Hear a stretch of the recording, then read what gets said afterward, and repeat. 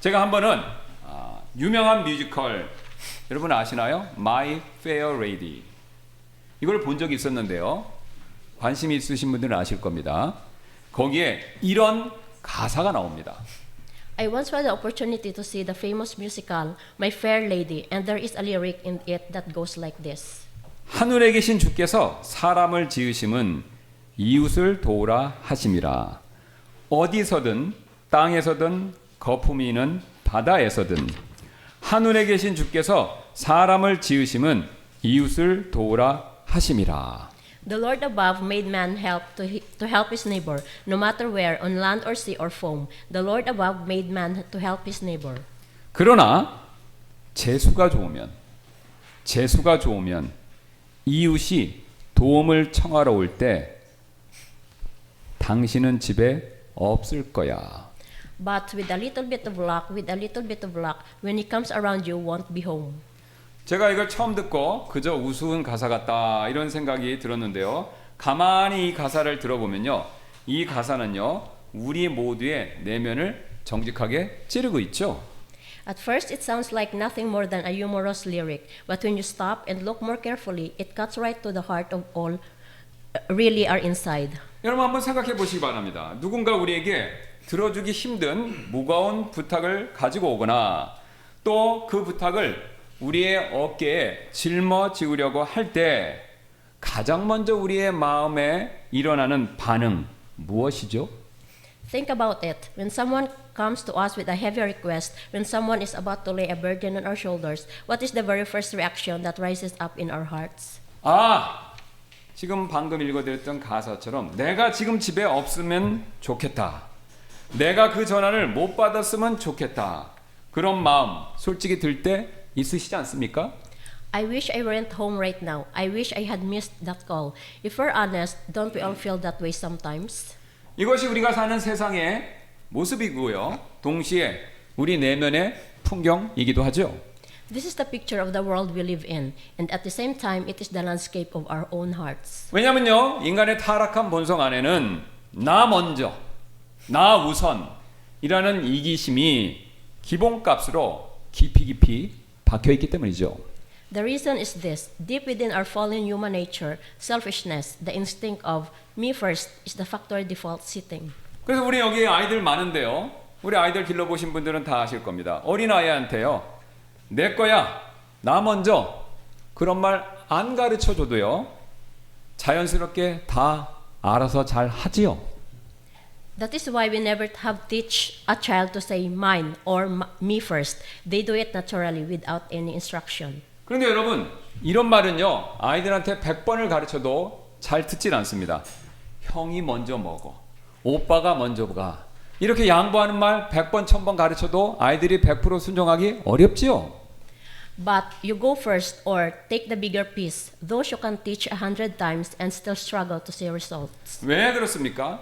이 후자의 방법은요 우리의 본성을 거슬러야만 할 수 있는 일이기 때문에 그렇죠. Why? Because the latter goes against our nature.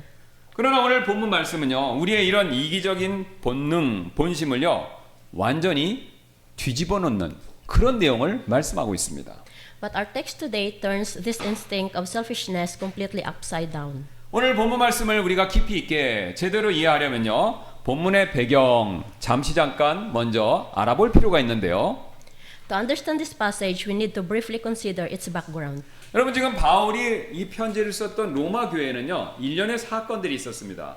서기 49년 로마 황제였던 클라우디우스가 로마 안에 있는 유대인들을요 100% 다 쫓아낸 적, 추방한 적이 있었습니다. 이게 성경에 어디 나오냐면요 브루스길라 아굴라가 이때 쫓겨났습니다. In AD 49, Emperor Claudius expelled the Jews from Rome. 5년 동안 이방인 신자들만 남은, 자 보세요. 그 당시 교회는요 항상 유대인들이 먼저 구원받고 이방인이 더해지는 그런 패턴이 지속됐는데요. 지금 유대인들 먼저 구원받은 유대인들이 쫓겨나서 나가고 이방인들만 있는 그 교회에서는요 5년 동안 이방인들만 남은 로마 교회는요 유대인들과의 교제가 없었기 때문에 음식 규례나 토요일 안식일 규정 그런 거 없이 그냥 자유롭게 우리하고 거의 비슷하게 주일에 모이면서 이런 신앙생활을 했었습니다. For 5 years, the Roman Church insisted of Gentile believers only, and they had grown accustomed to worshiping freely, without food laws or Sabbath regulations. 그런데 5년 뒤에 추방령이 해제되고 유대인들이 다시 돌아오기 시작한 거예요. 그래서 저희 교회 같이 이제 유대인 성도들이 다시 돌아보니까 깜짝 놀란 겁니다. 왜냐면요, 지금으로 치면 교회 안에서 이방인 형제들이 삼겹살을 막 구워 먹고 있고요. 그 다음에 반대로 새롭게 되돌아온 우리 유대인 형제들은요, 토요일날 안식일을 지켜야 된다라고 주장하면서 형제들 사이에, 이방인 출신과 유대인들 형제 사이에 엄청난 충돌이 일어났던 것입니다. Then when the Jewish believers returned, it was as if, in today's terms, the Gentile brothers were grilling pork in the church kitchen, while the Jewish brothers were still observing the Sabbath and holding tightly to the law, and a tremendous clash erupted between them. 그래서 유대인 출신 신자들은요, 아니 저렇게 토요일날 안식일도 안 지키고 부정한 돼지고기 먹고 저렇게 막 살아도 되는가, 그렇게 그들의 신앙을 의심했고요. 반대로 이방인 출신 신자들은요, 아유 아직도 율법주의에서 못 벗어났구나라고 그렇게 답답하게 여겼다는 것이죠. The Jewish believers questioned, can they really live like that? And the Gentile believers grew frustrated, thinking, they still can't get free from legalism. 바울은요, 바로 이런 긴장 가운데서 오늘 우리에게 세 가지 사실을 말씀하고 있는데요. It is within this very tension that Paul now gives us 3 things. 즉 이런 긴장 속에서 나를 기쁘게 하는 게 아니라, 나를 위하는 것이 아니라 바로 내 이웃, 내 지체를 세우는 방법 3가지를 제시하고 있습니다. He presents 3 ways to stop pleasing ourselves and instead build up our neighbors. 그렇다면 그 첫 번째 방법 과연 무엇일까요? So what is the first of those 3 ways? 믿음이 강한 자는요, 최소한 자기가 강한 자다라고 믿고 있는 사람은요, 자기 자신을 기쁘게 여기지 말고, 자기 자신을 기쁘게 하지 말고, 나만을 위하지 말고 믿음이 약한 자들의 짐을 짊어져야 된다라는 사실을 얘기하고 있습니다. First, the strong must not please themselves, but must bear the burdens of the weak. 1절을 다 같이 한번 보시겠습니다. 그런즉 우리 강한 자들이 마땅히 연약한 자들의 연약함을 담당하고 우리 자신을 기쁘게 하지 말아야 하느니라, 이렇게 말씀하고 있죠. In Romans chapter 15 verse 1, we then that are strong ought to bear the infirmities of the weak and not to please ourselves. 여러분, 지금 바울이 말하는 강한 자는요, 제가 여러 번 말씀드렸던 것처럼 복음 안에서 음식이나 절기를 지키는 일로부터 자유를 누리는 영적으로 성숙한 사람들을 얘기하죠. The strong, Paul refers to here, are spiritual mature believers who enjoy an inward freedom from food laws and holidays, a freedom found in the gospel. 근데 여러분, 흥미롭게도 1절을 다시 가서 유심히 보시면요, 바울은요 1절에서 이렇게 얘기하죠. 그런즉 우리 강한 자들이라고 말하면서 바울 자신도 강한 자의 그룹에 포함을 시키고 있습니다. Interestingly, in this very verse, Paul includes himself in that group by saying, we that are strong. 이것은요, 바울도 신학적으로는 그들 편이다라는 사실을 보여주고 있는데요. This shows that theologically, Paul is on the side of the strong. 그러나 바울은요, 강한 자에게 당신들은 오르니까 당신들 원하는 대로 자유롭게 행동하십시오, 이렇게 말하고 있는 것이 아니죠. Yet Paul does not tell the strong, you are right, you go ahead and exercise your freedom. 오히려 반대로 당신들이 강한 자이기 때문에 약한 자들을 위해서 그 약한 자들의 짐을 져줘야 합니다, 이렇게 말하고 있습니다. Instead, he says, it is precisely because you are strong that you must bear the burden. 특히 본문 1절은요, 자기를 기쁘게 하지 말라라는 부정문 형식의 명령어로 말하는데요. Notably, verse 1 frames this as a negative command, not to please yourselves. 여기서 자기를 기쁘게 하지 말라라고 말하니까 우리가 오해할 수 있는데 오해하실 필요가 없습니다. There's something here we must not understand. 바울은요, 지금 남을 돕기 위해서 우리가 모든 즐거움을 포기해야 된다, 이런 뜻으로 말하고 있는 것은 아니기 때문에 그렇습니다. Paul is not saying that we must abandon all personal enjoyment in order to help others. 그가 말하는 것은요, 뭐 청교도적인 금욕주의 이런 거 얘기하는 것이 아닌데요. He is not calling us to Puritan asceticism. 오히려 바울이 말하는 것은요, 자기를 기쁘게 하는 것이 다른 사람에게 영향을 미칠 수 있는데 그거 무시하고 자기 만족만 추구하는 거, 그러니까 내 기쁘게 하는 것이 다른 사람에게 영향을 끼칠 수 있는데 그거 무시하고 나 좋은 대로만 행동하는 거, 그런 행동을 추구하지 말라, 이렇게 얘기하고 있는 것입니다. Rather, Paul means this: do not pursue your own satisfaction while ignoring the effects it will have on others. 그래서 지금 문제는요, 바로 자유의 유무, 바울이 이걸 얘기하는 것이 아니라요, 자유의 사용, 이것을 얘기하고 있죠. The issue at hand, then, is not whether we have freedom, but how we use it. 여러분, 사실 복음 안에서 강한 자가 얻은 자유는요, 자신이 잘나서 스스로 얻은 것이 절대로 아니죠. The freedom the strong have received through the gospel is absolutely not something they earned through their own merit. 전적으로 하나님께서 은혜로 주신 선물이지 않습니까?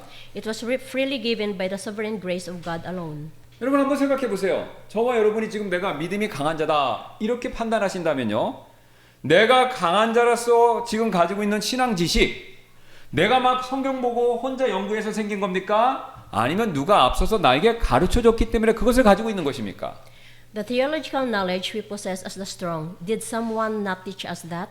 Did it not come to us through others? 그리고 내가 지금 현재 영적으로 성숙한 사람이다 라고 그렇게 판단하신다면요, 그렇게 영적인 성숙함으로 그 단계까지 현재 어떻게 그 단계까지 이렇게 올 수 있었습니까? The spiritual maturity we have today, how did we get here? 사실 누군가가요, 내가 미성숙했었을 때, 믿음이 약했었을 때 나의 미성숙함을요 참아주고 기도해주고 기다려줬기 때문에, 그래서 그 결과 실족하지 않고 이렇게 자랄 수 있었던 것 아닙니까? What is not because someone bore with our immaturity and kept us from stumbling? That is how we grew. 여러분, 내가 성숙한 자고요, 내가 믿음이 강한 자라면요, 내가 잘나서 내 힘으로 얻은 것은요, 여기까지 온 것은요, 사실 아무것도 없습니다. 다 받은 것이죠. There's nothing we possess that we earned by our own greatness. Everything we have has been received. 그래서 오늘 사도 바울은요 1절에서 마땅히라는 말을 넣어서 그렇게 해야 함을 강조하고 있는 것이죠. That is why the Apostle Paul places the word ought in verse 1 to underscore that this is not optional but obligatory. 두 번째로 오늘 우리는요, 담당하다 이 단어 한번 유심히 살펴볼 필요 있습니다. Second, we need to look carefully at the word translated as bear. 왜냐면요, 많은 분들이 연약한 자들의 연약함을 담당하십시오 라고 말하니까요, 이 말을요 그냥 힘든데 속으로 삭히면서 수동적으로 막 견디는 거, 이런 식으로 이해를 많이 하고 계십니다. Many people, upon hearing bear the infirmities of the weak, understand it as simply tolerating others quietly and passively, just swallowing your frustration. 속으로는 이런 거죠. 내가 당신을 좀 봐주지 뭐. 바로 이런 관용, 이런 식의 관용으로 이해를 많이 하십니다. It becomes a kind of condescending tolerance. I'll put up with you. 그러나 담당하다라로 번역된 헬라어 원어 바스타조는요, 우리가 생각하는, 우리가 이해하는 저 사람 약하니까 내가 좀 참아주지, 이런 식의 의미가 아니다라는 겁니다. But the Greek word translated bear here is bastazo, and it means something entirely different. 이 단어는요, 누군가가 지금 등에 엄청난 무거운 돌덩이, 짐을 이렇게 메고 있어요. 그런데 내가 일부러 다가가서 그 사람에게 다가가서 내 어깨로, 그 사람이 쥐고 있는 그 어깨를 쥐고 있는 그 돌덩이 짐을요, 내 어깨로 직접 메는 매우 적극적이고 능동적인 사랑의 행위, 이런 그림을 가지고 있는 단어입니다. This word describes the intensely active and intentional acts of love in which you go over to someone who is crushed under a heavy stone, place yourself beneath it, and lift it onto your own shoulder. 많은 분들이 다는 아니신데 많은 분들이 기억하실 것입니다. 저희 이 교회 우리가 처음 이사 왔었을 때 이 앞전 감리교회에서요, 이 장의자를 놓고 갔어요. 그래서 우리가 이제 필요 없어서 이 장의자를 2층에서 1층 아래로 이것을 저와 우리 형제님들 몇 분이 직접 내린 적이 있었습니다.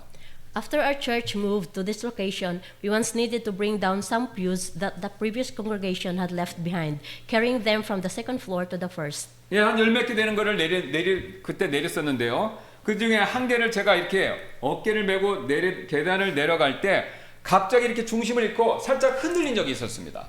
As I was carrying one of those pews on my shoulder down the stairs, I suddenly lost my balance and began to sway.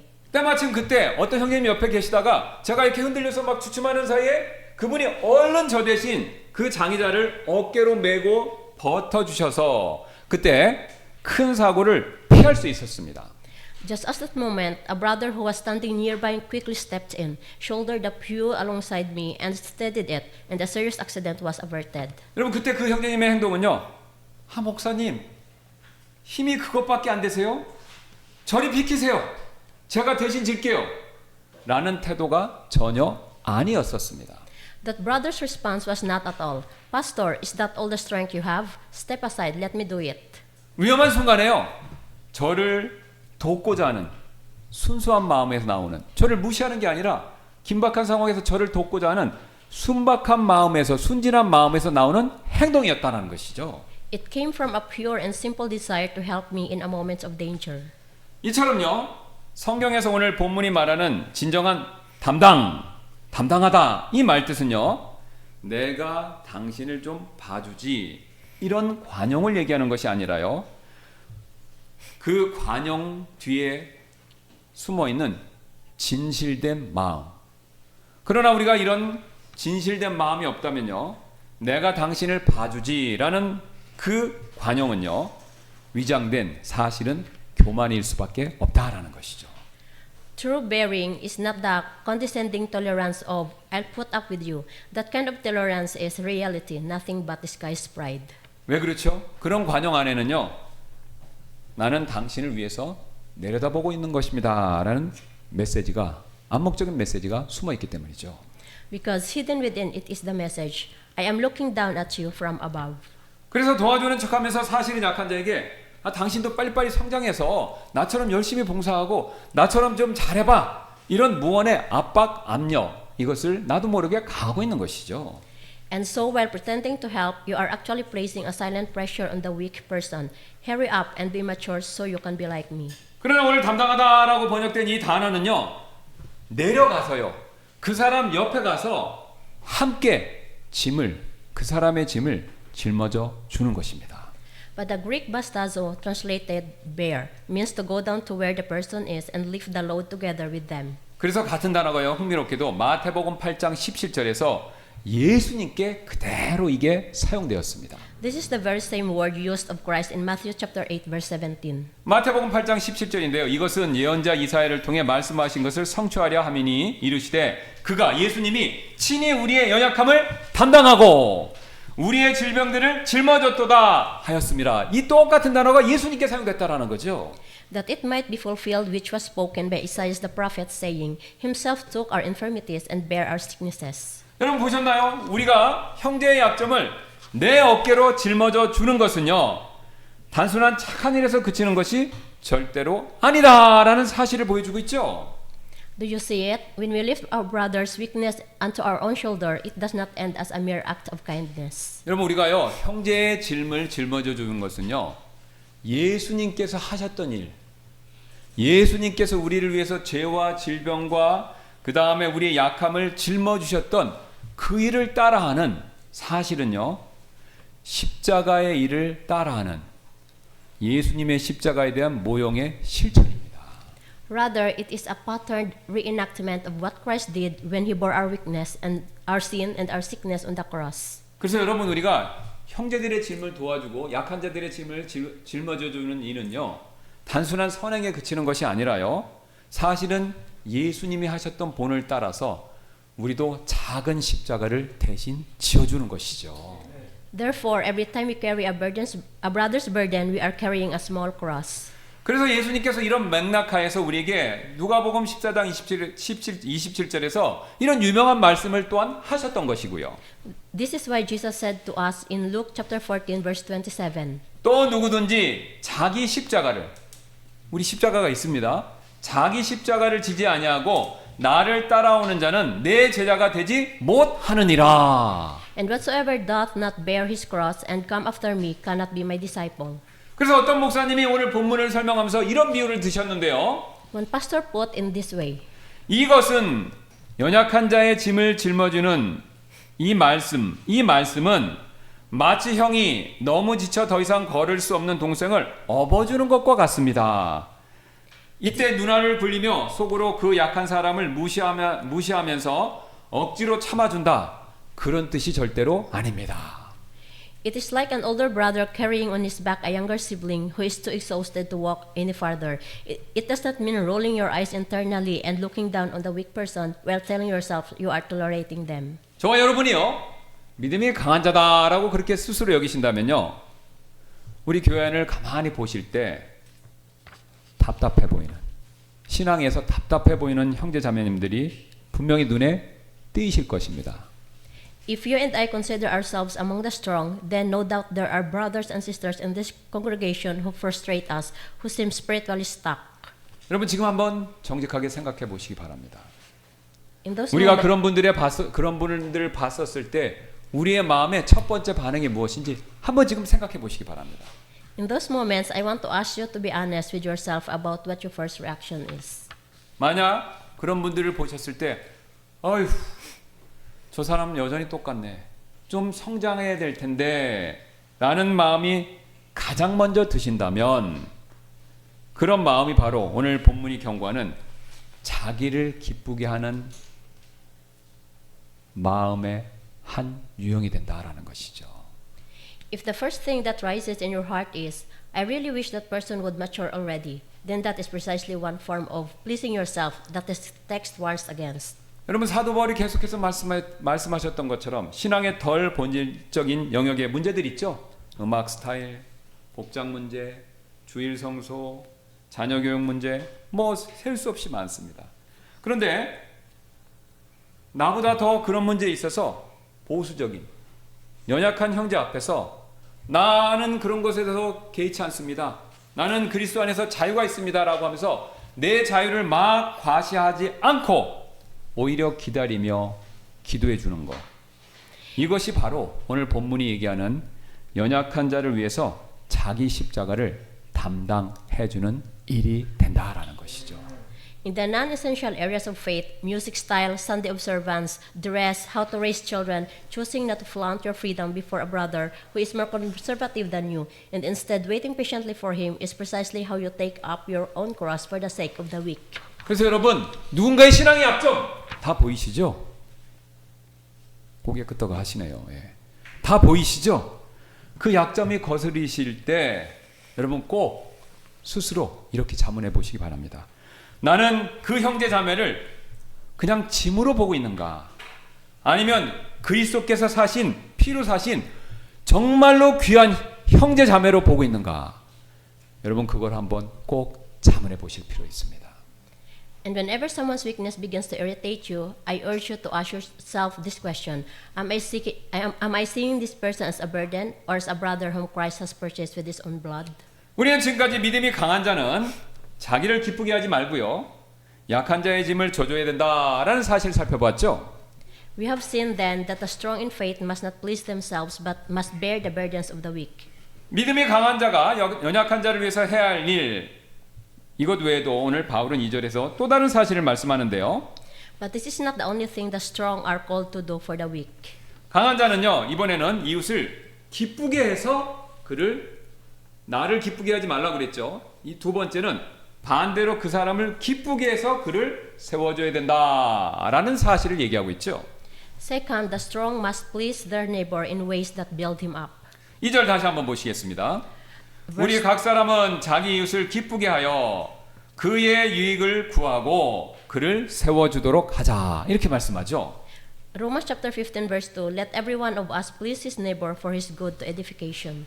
여러분 이 말씀 들어보니까 어떻습니까? 솔직히 다음과 같은 현실적인 딜레마 마음에 저절로 생기지 않습니까? If we are honest, a very real dilemma arises here. 이웃을 기쁘게 하라고요? 무조건 그 사람 다 맞춰주다 보면은 그것이 오히려 상대방의 잘못된 신학과 미성숙한 행동을 정당하게 해주는 그런 꼴이 되지 않을까요? 이런 생각 들죠? 저 사람 약한 사람 맨날 다 들어주면 저 사람 잘한다 그러고 저 사람 성숙하는 거 방해하는 거 아닙니까? 이런 생각 들지요? Please your neighbor, but if you simply go along with everything, won't that end up validating the other person's flawed theology and immature behavior? 여러분 일리 있는 말씀입니다. 왜냐하면 바울 자신도 갈라디아서 1장 10절에서 사람을 맹목적으로 기쁘게 하는 일, 그 일의 위험성에 대해서 이미 앞서서 이렇게 경고했기 때문에 마냥 바울이 사람 기쁘게 해줘라 이런 뜻으로 얘기하는 것이 아니다라는 겁니다. That is a fair concern. In fact, Paul himself warns against the danger of blindly pleasing people in Galatians chapter 1 verse 10. 내가 지금 사람들을 설득하느냐 아니면 하나님을 설득하느냐 혹은 사람들을 기쁘게 하기를 구하느냐 이는 내가 아직도 사람들을 기쁘게 한다면 보세요. 사람들을 기쁘게 한다면 나는 결코 그리스도의 종이 아니기 때문이라 막무가내로 이유 없이 사람 기쁘게 하면 그리스도의 종이 아니다 이렇게 얘기하죠. For though I no persuade men or God, or do I seek to please men, for if I yet please men, I should not be the servant of Christ. 그래서 지금 성경이 말하는 이웃을 기쁘게 하라라는 명령은요. 결코 맹목적인 아부 아니면 부딪히기 싫어서 피하는 거 그래서 좋게만 얘기해 주는 거 이걸 얘기하는 것이 아닙니다. So the biblical command to please your neighbor is absolutely not blind flattery or conflict avoidance. 전제 조건이 하나 있고요. 바울은 그 전제 조건을 오늘 본문에서 명확하게 얘기를 했습니다. Rather, there is a qualifying condition, and Paul states that condition in these words. 그의 유익을 구하고 보세요. 그를 세워주도록 하자. 세워주기 위해서 그를 기쁘게 하라. 이렇게 말씀하고 있죠. For his good to edification. 여기서 세우다라고 번역된 헬라어 단어는요. 본래 집을 튼튼하게 이렇게 지어 올린다라는 건축의 건축 용어가 됩니다. The Greek word translated edification here is oikodomeo, which is originally a construction term meaning to build a house solidly and well. 그래서 지금 사도 바울이 말하는 내 권리 내려놓고 이웃을 내 지체를 기쁘게 해주는 이 일의 목적은요. 그냥 그 사람한테 좋은 소리 해주라 이런 뜻이 아닙니다. 그 형제가 영적으로 세워질 수 있도록 그 목적을 위해서 그 형제를 기쁘게 해줘라 이 뜻이다라는 거죠. Therefore, the sole purpose of laying down our rights to please our neighbor is to help that brother be built up spiritually. 그래서 우리가 이웃을 기쁘게 한다라는 것은요. 지금 그 사람이 듣고 싶어하는 거, 칭찬받고 싶어하는 거, 그 말을 해주는 것이 아니라 그분이 시간이 지나서 되돌아봤었을 때 그분이 나를 위해서 해줬던 말, 나를 기쁘게 해줬던 말, 그거 정말 감사한 말이구나. 이렇게 도움을 줄 수 있는 그런 이야기를 해줘야 된다라는 뜻이 됩니다. Pleasing our neighbor then does not mean telling him what he wants to hear right now. It means telling him what he will be grateful for throughout eternity. 여러분 요새 헬스장들 많이 가시죠? 거기 헬스장 가시면요. 개인 트레이너들 많이 있죠? 생각나실 겁니다. Think of a personal trainer at a gym as a simple illustration. 근데 그 트레이너가 회원의 기분만 좋게 해주려고 한다면 힘들게 스쿼트 같은 거, 무거운 거 드는 거, 이거 그 회원 기분만 맞춰주려면요. 그거 무거운 거 드는 거 이런 일 시킬 필요가 없어지죠. If a trainer only wants to keep his client feeling good in that moment, there is no need to push them through difficult squats. 여러분 그 회원의 기분을 맞춰드리고 싶으면요. 그냥 매트에 앉아서 쉬라고 하시고 이런 말만 해주면 됩니다.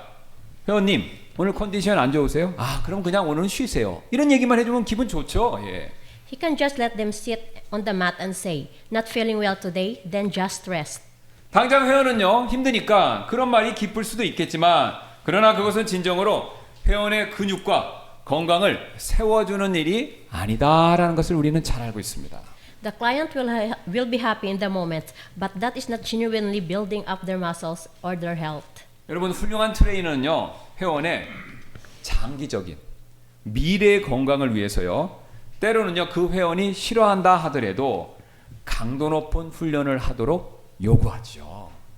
A truly excellent trainer will, for the sake of the client's long-term health, sometimes it requires the exercises the client hates. 그런데 진짜 훌륭한 트레이너는요 요구만 하는 것이 아니라 힘든 일을 하라고 힘든 운동을 하라고 요구만 하는 것이 아니라 옆에서 바짝 붙어서 뭐 해줍니까? 무거운 거 바벨 들 때 옆에서 적극적으로 그거 드는 것을 돕고 서포트까지 해주죠.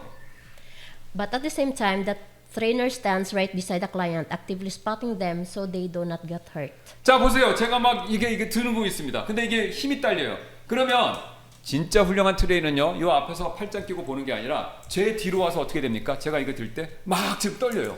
그럼 어떻게 되죠? 뒤에서 손을 뻗쳐서 이거 잡아줘야 되는 거. 그게 훌륭한 트레이너 아닙니까? When the client's strength gives out and the barbell begins to fall, a true trainer is right there with hands extended. 이처럼 진정한 트레이너, 정말로 좋은 트레이너는요. 회원에게 바벨을 들어 올리십시오라는 부담을 주면서도요. 이 바벨이 떨어지지 않도록 항상 도와주는, 보살펴주는 그런 트레이너다라는 것이죠. A true trainer places the weight on the client's shoulders but ensures the barbell never drops. 여러분 오늘 바울이 말하는 진정으로 세워주는 사람의 모습이 이와 똑같습니다. This is what Paul means by the person who truly builds others up. 즉 교회 안에서 이런 구체적인 모습으로 나타나는 것인데요. So what does this look like concretely within the life of the church? 자, 예를 들어서 오랫동안 똑같은 죄와 씨름하는 어떤 형제님이 있다 생각해 보세요. 예를 직접 들겠습니다. 술 드시는 거. 그리스도인지만 구원받았지만 술을 드시는 거예요. 자, 그래서 술과 씨름하는 형제가 있다고 한번 생각해 보세요. 그런데 그분이 승리했다가 넘어졌다가 승리했다가 넘어졌다를 반복하고 있습니다.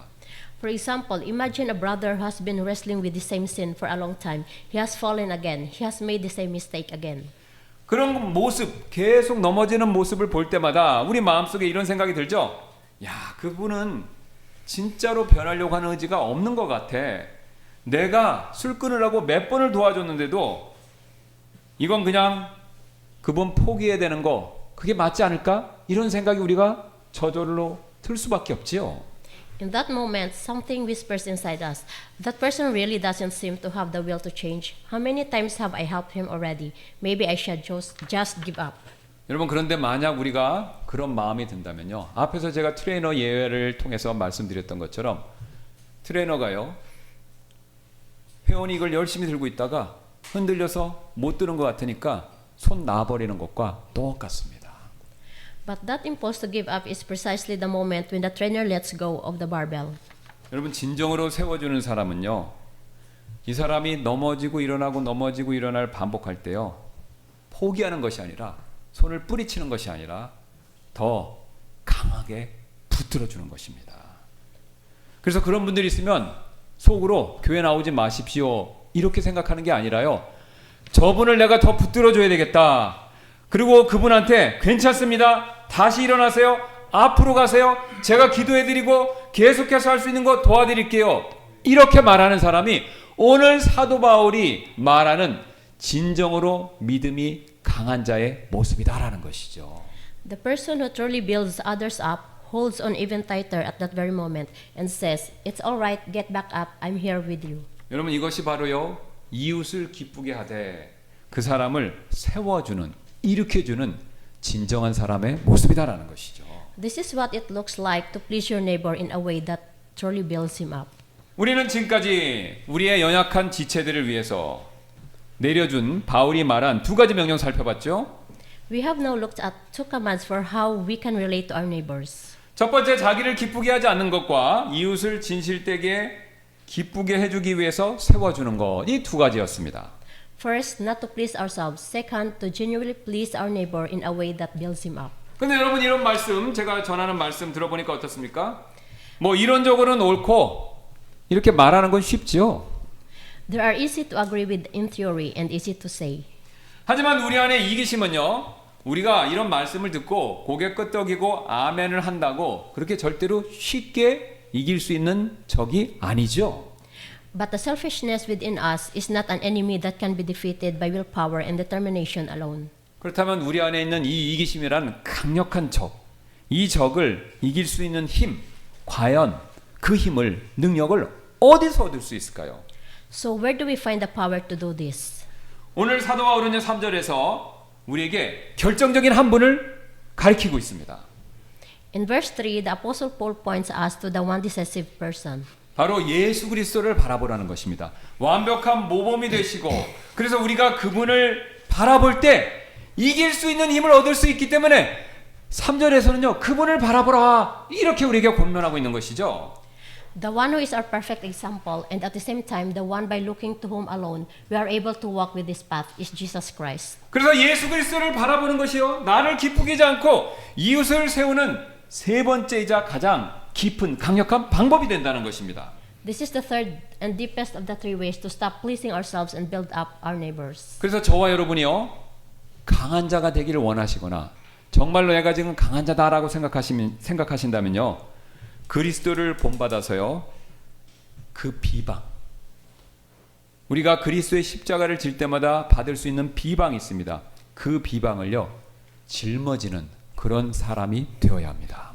Therefore, the strong must follow Christ's example and become those who bear reproach. 그 사실 3절이 이렇게 말씀합니다. 이는 기록되기를 주를 모욕한 자들의 모욕이 나를 덮쳤나이다 한 것 같이 그리스도께서도 자신을 기쁘게 하지 아니하셨기 때문이라. In Romans chapter 15 verse 3, For even Christ pleased not himself, but as it is written, the reproaches of them that reproach they fell on me. 여러분 사도 바울이요 2절에서 오늘 권면을 마쳤으면요. 바울의 말은요 그저 윤리적인 도덕적인 권면에서 끝나버리는 것입니다. This is why Paul's instruction does not end as a mere moral appeal. 그런데 그런 도덕적인 윤리적인 권면에서 끝나는 것이 아닌 이유는요. 바로 우리가 그리스도의 자기 부인 이것을 본받을 때 힘을 얻을 수 있기 때문에 그래서 바울이 지금 그리스도에 대한 자기 부인을 얘기하고 있는 것이죠. Because the very basis of the strong yielding their freedom is found in Christ's own self-denial. 그래서 바울은요 이렇게 살라라는 명령으로 2절에서 끝나는 것이 아니라 이미 그렇게 사신 분을 우리에게 강력하게 보여주고 있는 것입니다. In other words, Paul does not simply command us, live this way and live it as that. He shows us the one who has already lived this way. 여러분 한번 생각해 보시기 바랍니다. 예수님은요 이 세상에서 자신이 창조한 이 세상에서요 믿음에 있어서는요 제일 강하신 분이십니다.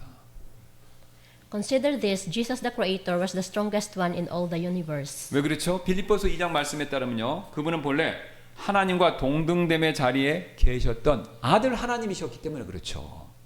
As Philippians 2 tell us, he was originally in the very form of God, equal with God. 그러나 그분은요 그 영광의 자리에서 자기를 비우시고 사람이 되시고 거기서 끝나는 것이 아니라 십자가에서 죽기까지 순종하셨습니다.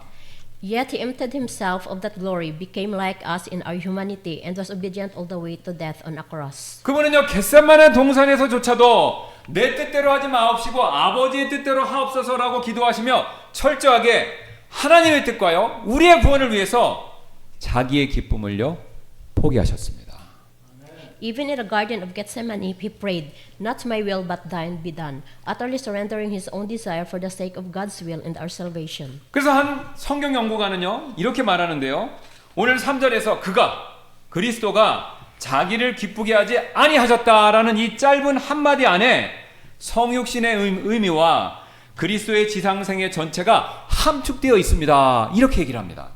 One theologian said, In this single brief statement, Christ pleased not himself. The meaning of the incarnation and the whole of Christ's earthly life are summed up. 근데 여러분 여기서 사도 바울의 이 설명이 매우 흥미롭습니다. 이 설명하는 방법이 굉장히 흥미로운데요. Now here is where Paul's argument becomes very interesting. 자, 바울은요 예수님의 자기 부인을요 그것을 설명하기 위해서 우리가 이미 익히 잘 알고 우리가 그런 설명을 하지 않을까라고 생각하는 뭐 채찍질, 십자가에 못 박힘, 옆구리의 창 이런 거를 얘기를 안 하고 있습니다. To demonstrate Christ's self-denial, Paul does not appeal to the events we might expect: the flogging, the nails in the cross, the spear in his side. 오히려 시편 69편을 인용하면서 모욕 얘기를 해요. 주를 모욕한 자들의 모욕이 나를 덮쳤나이다. 십자가에서 내가 못 박혀 죽었다 이런 얘기를 안 하고요. 갑자기 바울은 시편 69편을 인용하면서 모욕 얘기를 합니다. Instead, he quotes from Psalm 69 in the Old Testament, The reproaches of them that reproach thee fell on me. 여러분 왜 바울은요 하필 이 구절에서 그리스도가 겪으셨던 육체적 고통이 아니라 비방과 모욕 이거를 조명하면서 이 얘기를 왜 할까요? Why does Paul highlight reproach and insult rather than physical suffering? 그 이유는요 시편 69편에 가서 보시면요 그 시편 69편에 묘사된 고난의 핵심이요 그리스도의 고난의 핵심이 채찍이나 십자가 같은 물리적인 아픔이 아니라 예수님께서 겪으셨던 철저한 관계의 단절, 인격적인 수치, 시편 69편이 그것을 얘기하기 때문에 그렇습니다. The reason is that the heart of the suffering described in Psalm 69 is not physical pain like flogging or a cross. It is the complete severing of relationship and the personal humiliation that it entails. 그래서 시편 69편이 그려내는 그리스도께서 비방을 받으신 일생이 무엇인가 우리가 잠깐 시간을 내서 살펴볼 필요가 있는데요. Let's take a look together the life of Christ's reproach in Psalm 69. 시편 69편 4절을 보시면요. 그리스도께서는요. 까닭 없는 미움을 받으셨다라는 사실을 첫 번째로 얘기하죠. First, Christ was hated without cause. 이유 없이 나를 미워하는 자들이 내 머리털보다 더 많으니이다. 예수님은요 미움을 받으셨는데요. 까닭 없는 미움을 받으셨다. 이렇게 얘기하고 있죠. They that hate me without a cause are more than the hairs of mine head. 근데 흥미롭게도요. 요한복음 15장 25절에 가서 보시면 예수님께서 이 시편 69편 4절 말씀을 인용하셔서 내가 그렇게 지금 까닭 없이 모욕, 미움을 받고 있다. 이렇게 말씀하셨습니다. Jesus applied these very words of the psalm to himself in John chapter 15 verse 25. 그래서 한 성경 연구가는요. 지금 이 내용을 다음과 같이 설명하는데요. One commentator explains this passage as follows. 예수님께서 오셔서 그들 곁에 서시기 전에는 서기관과 바리새인들이 좋은 사람들처럼 보였습니다. 표백된 모시옷이 눈이 내리기 전까지는 희게 보입니다. 그러나 눈이 내리면 회색으로 보이죠.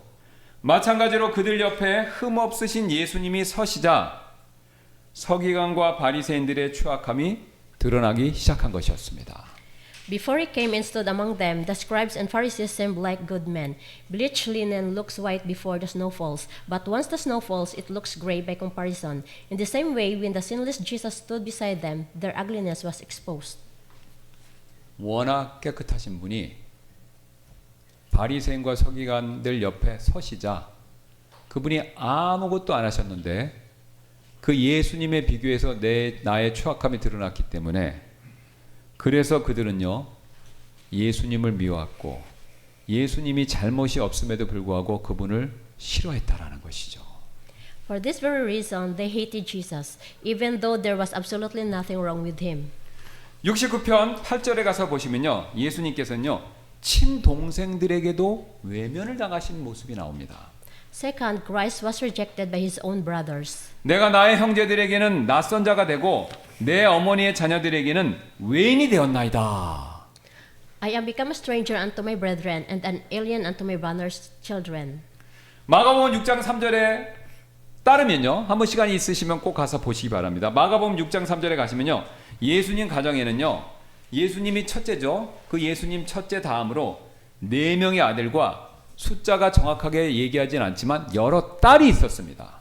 According to Mark chapter 6 verse 3, the family of Jesus included 4 brothers and several sisters. 여러분 한번 상상해 보시기 바랍니다. 그럼 예수님 집안 가정에요. 흠이 없으신 예수님이 형이 있는데 여기 지금 아이들 있죠? 첫째가 흠이 없는 거예요. 그러면 나머지 동생들은 우리 형은 흠이 없어요. 근데 그 나머지 동생들은 기분이 어땠을까? 이거 한번 상상해 보시기 바랍니다. Now try to imagine what it must have been like for those siblings to have the sinless Jesus as their older brother. 그래서 한 목사님이 그 모습을 이렇게 표현했는데요. 거의 완전한 사람과 함께 사는 것도 어렵습니다. 하물며 절대적 완전과 함께 사는 것은 얼마나 더 어려울까요? One pastor expressed it this way: it is difficult to live with someone who is almost perfect. How much more difficult it must have been to live with absolutely perfection. 여러분 보세요. 여기 아이들이 있는데 형이요 한 번도 죄를 안 짓는 거예요. 그럼 밑에 있는 동생들 얼마나 부담스러웠겠습니까? 바로 그 사실을 시편이 이야기하고 있는 것이죠. From the earliest childhood, those younger siblings watched their older brother never once commit a sin. How expressive that must have felt. 그래서 요한복음 7장 5절은요 안타깝게도 이런 기록이 나와 있죠. 이는 그분의 형제들도 예수님 동생들입니다. 형제들도 그분을 믿지 아니하였기 때문이더라. And so John chapter 7 verse 5 records these sad words. For neither did his brethren believe in him. 그래서요 심지어는요 마가복음 3장 21절에 가서 보시면요 예수님의 가족이 그가 제정신이 아니다라고 말하면서 예수님을 끌고 가는 장면도 나옵니다. Mark chapter 3 verse 21 tells us that Jesus' own family said, "He is beside himself," and went out to take him away. 여러분 이처럼 성경 말씀을 따르면요 예수님께서는요 자기 집에서조차도요 왕따를 당하신 것이었습니다. Christ was bullied even in his own home. 셋째로 그리스도께서는요 통치자들과 백성들 모두에게도 조롱거리가 되셨고요. 이건 잘 아시죠? Third, Christ became an object of scorn to both rulers and common people alike. 시편 69편 11절 12절이 그 사실을 이렇게 얘기하죠. 내가 또한 거친 베옷으로 내 옷을 삼았더니 보세요. 내가 그들에게 속담거리가 되었나이다. 평민들에게 속담거리가 되었고 성문에 앉은 자들이 나를 대적하여 말하니 성문에 앉은 자들이 또한 나를 대적해서 말했다 이렇게 얘기하죠. Psalm 69 verse 11 to 12, I made sackcloth also my garment, and I became a proverb to them. They that sit in the gate speak against me. 여기서 지금 성문에 앉은 자는요 백성의 통치하나 장로들을 의미합니다. They that sit in the gate refers to the rulers and elders of the people. 그래서 지금 시편 말씀은요 사회의 높은 자들이나 평범한 자들이나 모두 다 그분을 칭찬하는 것이 아니라 오히려 조롱하고 무시하고 싫어했다라는 사실을 얘기하고 있죠. This means that both the honored leaders of society and the ordinary people in the streets mocked him. 여러분 오늘날에도 그런 똑같은 일이 벌어지고 있지 않습니까? 여러분들이 그리스도인으로서요 조금 더 성경적으로 바르고 거룩하게 살려고 그러면요 사람들이 처음에는 칭찬하지만요 여러분이 그것을 계속해서 열심히 하면요 사람들이 하는 말이 있습니다. 지나친 예수쟁이, 광신도 이렇게 조롱하죠. 2000년 전에도요 그리스도께서도요 거리와 시장에서 그분의 이름이 이와 똑같은 비웃음과 조롱의 소재가 되었다라는 것이죠. Just as Christians today are mocked as Jesus freaks and fanatics, 2,000 years ago, Christ's name was the subject of ridicule in the streets and marketplaces. 그리고 마지막으로 어쩌면 가장 모욕적인 예수님께는 가장 모욕적인 부분이 될 수 있는데요. 그리스도께서는 심지어는요 술 취한 자들의 노랫거리가 되었다, 술 취한 자들의 안주가 되었다라는 사실까지 얘기하죠. Fourth, and perhaps most humiliating of all, Christ became the subject of the songs of drunkards. 12절입니다. 내가 술꾼들의 노랫거리가 되었나이다 이렇게 얘기를 하고 있습니다. Psalm 69 verse 12, and I was the song of the drunkards. 여러분 술 취한 자들의 더러운 입에 그리스도의 이름이 유행가의 가사처럼 떠오르면서 그분의 이름을 모욕했다라는 거죠. The name of Christ passed through the filthy lips of drunkards as the lyrics of their songs. 여러분 이처럼 예수님께서는요 이 땅에 계시는 동안 평생 동안 이러한 자신에 대한 비방과 조롱 한가운데 사셨습니다. This is how Christ lived his entire life surrounded by this kind of reproach. 그리고 이 모든 조롱 외에 십자가에서 최후의 조롱이 또한 따라왔었죠. And above all of this, there was the final taunt at the cross. 내가 만일 하나님의 아들이거든 십자가에서 내려오라. If David, the son of God, came down from the cross. 여러분 여기서 우리는요 한 가지 질문을 던질 수밖에 없는데요.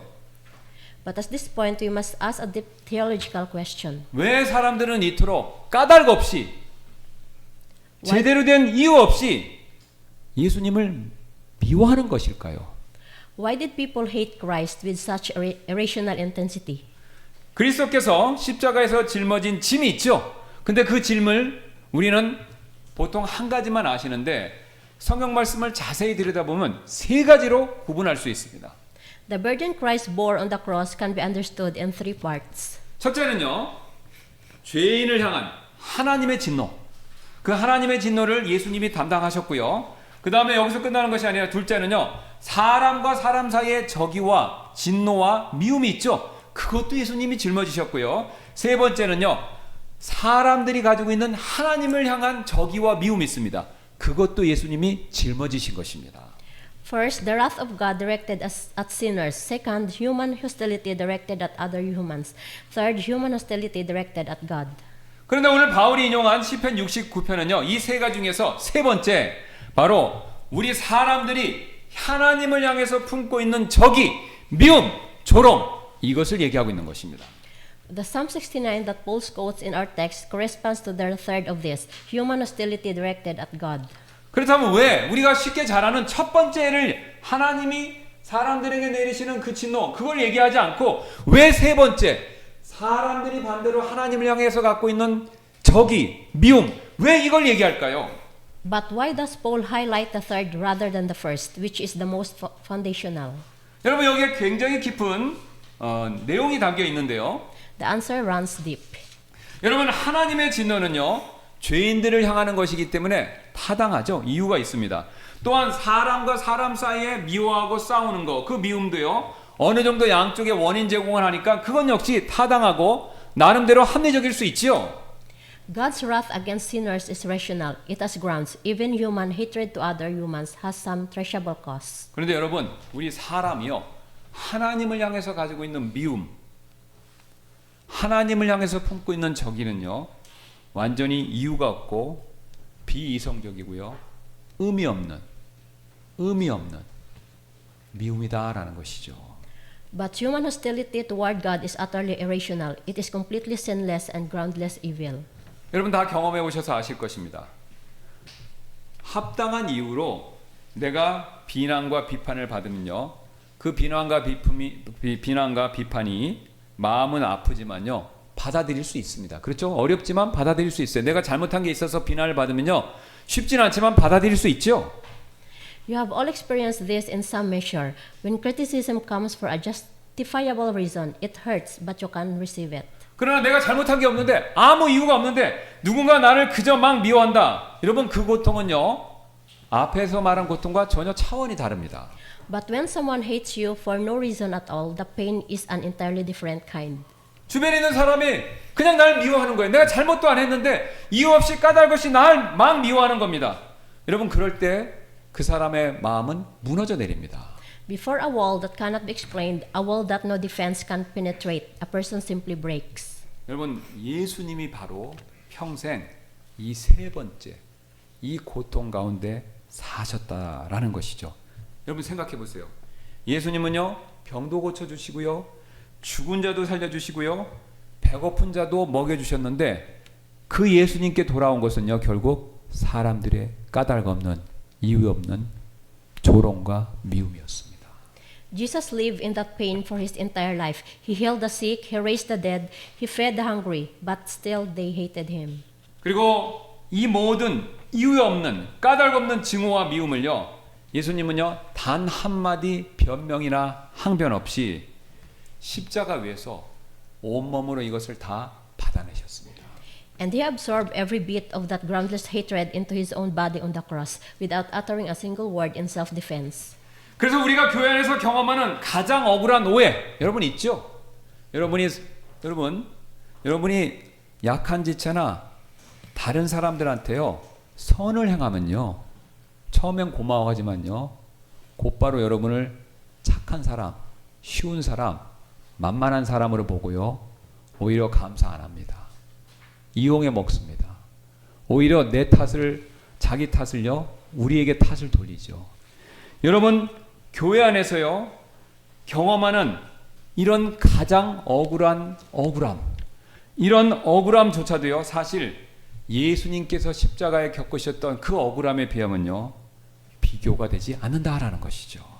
Even the most unjust misunderstanding we have ever experienced within the church cannot begin to compare to the depth of reproach he bore. 그렇다면 왜 사람들은요 그토록 예수님을 까닭 없이 예수님은 우리한테 잘해 주시기만 하는데 왜 우리는 까닭 없이 항상 예수님과 하나님을 미워하는 것일까요?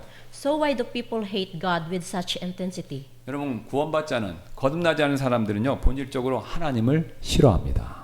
The ungenerate human being is by nature opposed to the holy God. 왜 그렇죠? 구원받지 않은 사람이요 거룩하신 하나님께 그 말씀의 빛 앞으로 하나님께 나가면요 놀랍게도요 겉은 아니지만 겉은 감출 수 있지만 내 안에 있는 추악한 죄들이요 빛으로 나가면 나갈수록 드러나기 시작하기 때문에 가까이 가면 갈수록요 하나님께 가까이 가면 갈수록 하나님을 좋아하고 사랑하는 것이 아니라 미워할 수밖에 없습니다.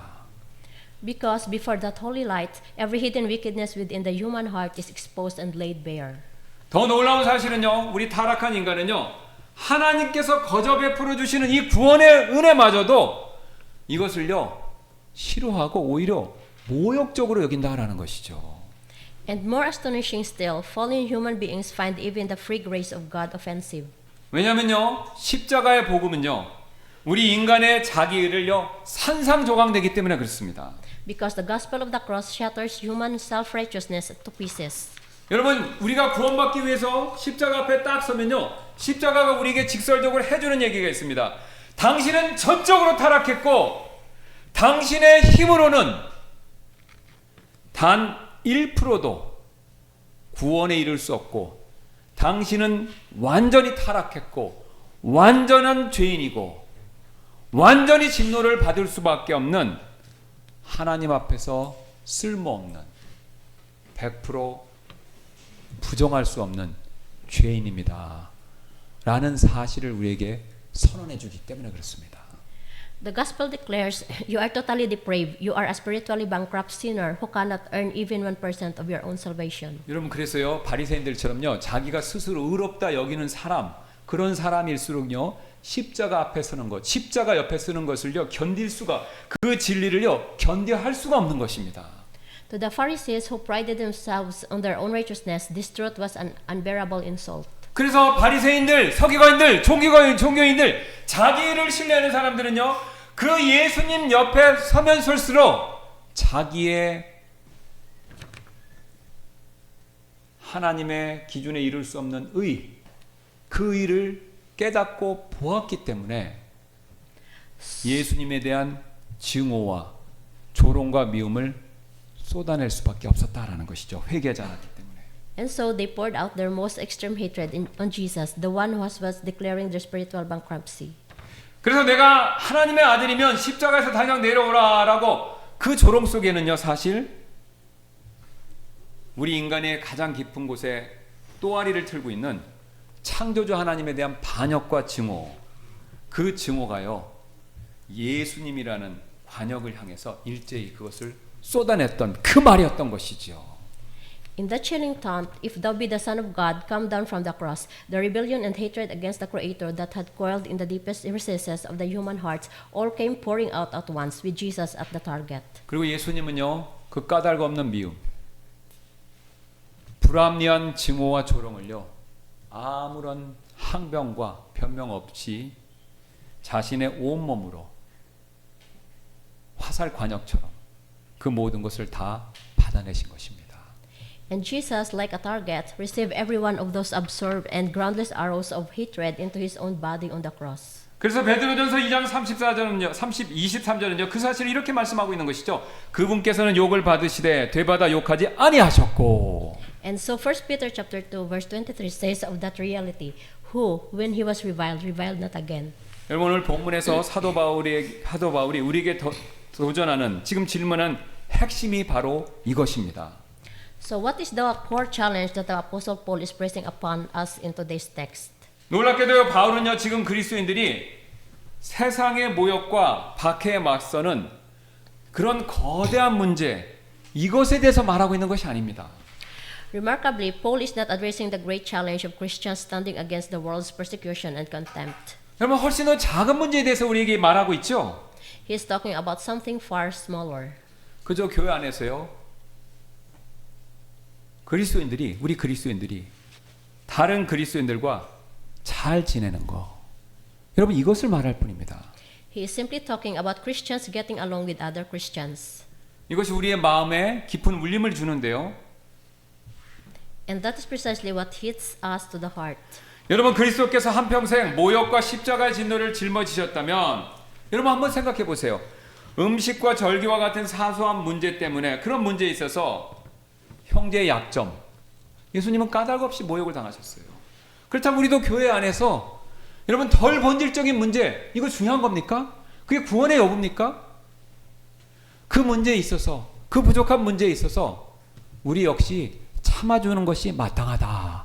이게 오늘 사도 바울이 시편 말씀을 인용해서 우리에게 던져주는 메시지다라는 것이죠.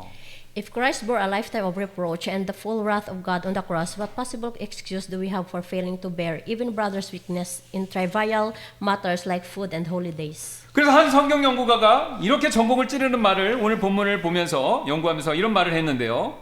One theologian puts in pointedly. 만일 그리스도께서 우리를 위해 그분 자신을 기쁘게 하시지 않으심에 있어서 이 정도까지 그분이 참아내셨다면 우리가 먹는 것이나 특별한 날을 지키는 것에 관한 우리의 자유행사를 그분이 그토록 많은 고난을 당하시고 구원하신 그 형제를 위해서 우리가 참아내고 포기하지 못한다면 우리는 얼마나 주님 앞에서 배은망덕한 자들이 될 수밖에 없겠습니까?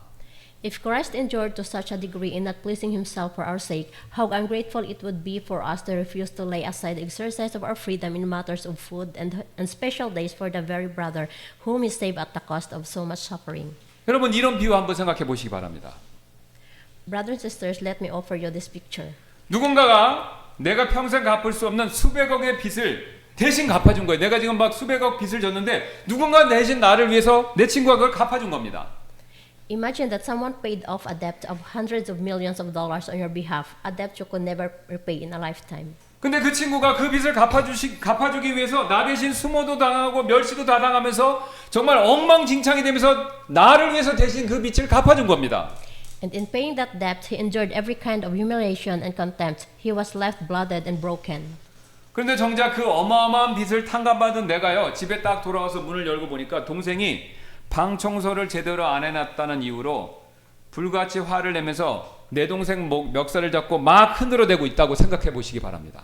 But then you, the one who has had that enormous debt cancelled, come home and fly into a rage at your younger sibling for not cleaning the room properly, grabbing them by the collar and shaking them. 여러분, 나는요, 큰 은혜를 받아서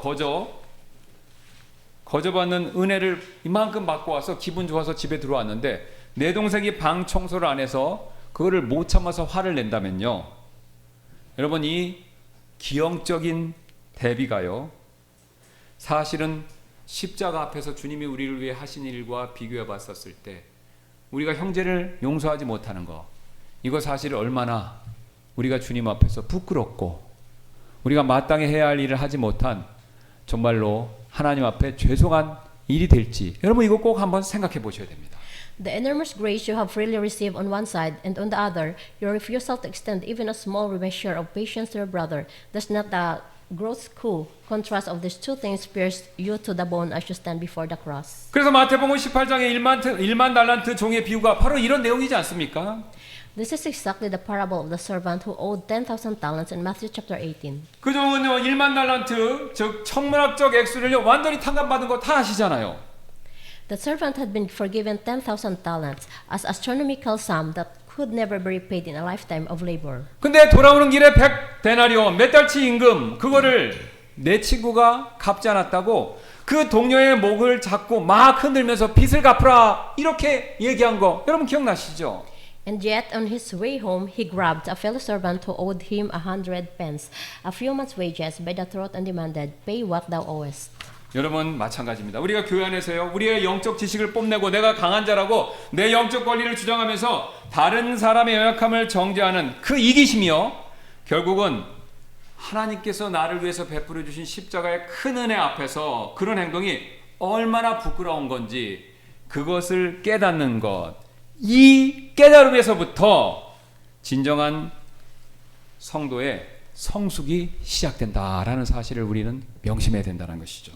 Dear brothers and sisters, true Christian maturity begins to bloom at the very moment we recognize how deeply shameful it is, before the grace of the cross, to parade our meager spiritual knowledge, assert our spiritual rights, and condemn others for their weakness. 여러분, 그래서 우리가 오늘 사도 바울의 말씀처럼 연약한 자들을 도울 수 있는, 짐을 질 수 있는 힘은요, 내 결심, 내 도덕적 우월감, 여러분 또 내 믿음의 큼, 이런 것에서 나오는 것이 절대로 아니다라는 거죠. The strength to bear the burdens of the weak does not come from our own resolve or from any sense of moral superiority. 여러분 오히려요, 까닭 없는, 우리의 까닭 없는 그 미움과 조롱조차도 묵묵하게 모든 것을 받아내신 예수 그리스도, 그분의 철저한 자기 비움, 그분의 그 압도적인 희생, 이것을 생각한다면요, 우리가 이것을 기억한다면요, 형제들의 상대적으로 적은 그런 부족함과 나약함, 우리가 정죄하지 않고 우리가 참아주고 인내하며 세워줄 수 있다는 것이죠. It becomes possible only when we look upon the overwhelming sacrifice of Jesus Christ, who emptied himself utterly and absorbed into his own body all that wicked, groundless hatred against God. 그래서 여러분, 제가 거듭거듭 말씀드리지만요, 우리 신앙의 모든 능력의 뿌리는요, 십자가를 바라보는 일에서 시작된다라는 사실을 우리는 명심해야 됩니다. This is why all the power of the Christian life begins with gazing at the cross. 여러분, 광야에서 불뱀에 독이 퍼진 사람들이 믿음으로 노뱀을 바라보았을 때 나았었죠. 다른 거 한 거 없습니다. 믿음으로 노뱀을 바라보았을 때 나았던 것처럼 이기심이라는 독이 퍼져 있는 우리 마음이 나으려면요, 예수 그리스도, 그분을 믿음으로 똑같이 바라볼 때 그분의 그 십자가에서부터 우리의 이기심을 해결해 주는 해독제가 나온다라는 사실, 우리는 기억해야 된다라는 것이죠. Just as those in the wilderness who had been bitten by fiery serpents were healed when they looked in faith upon the bronze serpent, so our hearts, poisoned by the venom of selfishness, are made capable of all these things when we look in faith upon the cross. 그래서 우리는요, 결심만으로 우리 형제를 사랑할 수 없고요. We cannot love by determination alone. 우리는 훈련만으로 또 자기를 부인할 수가 없습니다. We cannot deny ourselves through discipline alone. 여러분, 그리스도를 바라볼 때 그분 안에서 그분이 주시는 그 사랑이 흘러나와야만 우리의 이기심을 물리치고 오늘 연약한 형제의 짐을 지을 수 있는 그 능력이 그분을 통해서만 우리에게 전해진다라는 것이죠. It is only when we gaze deeply upon the one who first loved us and first denied himself for us that his love begins to flow out from within us. 그럴 때 우리가 내 연약한 형제의 짐을 짊어지고 오늘 말씀대로 우리가 순종하며 연약한 지체들을 세워줄 수 있을 것입니다. And so it is through deep meditation on the cross that we at last receive the true power to lift up to our own shoulders the heavy burden of the weakness of the difficult brother or sister standing right beside us. 그래서 우리 잠시 이렇게 결단하고 기도하는 시간 갖도록 하겠습니다. Let us therefore take a moment now to commit ourselves in prayer. 여러분, 지금 어떤 분들 나를 답답하게 만들고 인내심의 한계를 시험하는 분들이 있다면 한번 떠올려 보시기 바랍니다. 마음속으로. Think now of the person in your daily life whose particular weakness or spiritual immaturity frustrates you the most. The person who tests your patience to its every limit. Picture that person's face. 여러분, 그런 사람이 떠오르는 그분들이 여러분의 직장 동료일 수도 있고요. 교회의 지체일 수도 있고 어쩌면 집에 있는 가장 가까운 가족일 수도 있습니다. It may be a coworker, it may be a fellow member of this church, or it may be the family member closest to you, the one you face every single day. 만약 하나님께서 그 사람들을 여러분의 삶을 평안한 삶을 방해하려고 던져주신 귀찮은 장애물이 아니다라면 여러분 어떻게 하시겠습니까? What if God does not place that person in your life as an annoying obstacle meant to disrupt your peace? 오히려 예수 그리스도의 성품을 바로 여러분의 마음 안에 새기기 위해서 하나님이 특별히 허락하신 조각칼과 같은 역할을 하는 사람이 그런 분이다라면 여러분 어떻게 하시겠습니까? What if that very person is the choice of God has specially placed in your life to carve into the depths of your heart the character of Jesus Christ, who silently received all the world's mockery and groundless hatred? 여러분, 그런 분들이 하나님께서 나에게 보내셔서 그런 역할을 하시는 분들이라면 다음과 같이 이렇게 결단하시지 않겠습니까? So will you not make this commitment right now? 주님께서 저를 참아주셨던 것처럼 저도 다른 지체들을 참아주겠습니다 라고요. Lord, just as you have been patient with me, I will be patient with my fellow members. 판단하기보다는 함께 짐을 지겠습니다 이렇게 결단하시지 않겠습니까? Rather than judging them, I will bear their burdens alongside them. 그리고 이를 위해서 십자가만을 이 시간 바라보겠습니다 라고 또한 결단하시지 않겠습니까? And to do this, I will fix my eyes on the cross alone. 여러분, 우리는 이 사실을 꼭 기억할 필요가 있습니다. 내가 내 형제의 짐을 질 수 없는 이유가 의지가 부족해서가 아니라 십자가를 통해서 내가 예수님을 바라보는 일을 멈췄기 때문이다 라는 그 사실을요. The reason I cannot bear my brother's burden is not lack of willpower. It is that I have forgotten the size of my own debt. Let me never forget it. 여러분, 우리 이렇게 마음으로 결단하시면서 다 같이 일어나셔서 초청 찬송 251장 내가 어떤 사람이었는지 1절 2절 한국어로 들으시며 마음으로 주님 앞에 결단하시는 시간 갖도록 하겠습니다.